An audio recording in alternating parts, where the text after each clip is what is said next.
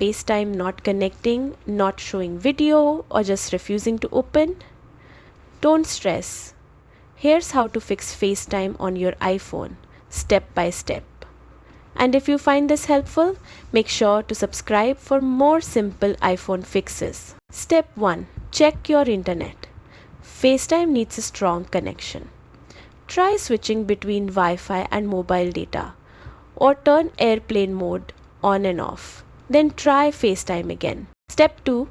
Make sure FaceTime is turned on. Open the Settings app, scroll down and tap on FaceTime. Now check if the switch is turned on. If it's off, turn it on. Also confirm your Apple ID, phone number or email is showing under you can be reached at. Step 3. Restart your iPhone. This quick step often solves random glitches. Press and hold the side button and one of the volume buttons, then slide to power off. Wait few seconds, then turn your iPhone back on. Step 4. Check date and time. If your time is off, FaceTime might not work. Open Settings, then tap on General and then Date and Time.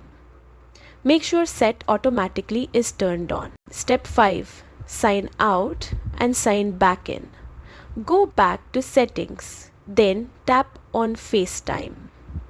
Tap your Apple ID, choose Sign Out, then sign in again using your Apple ID and password.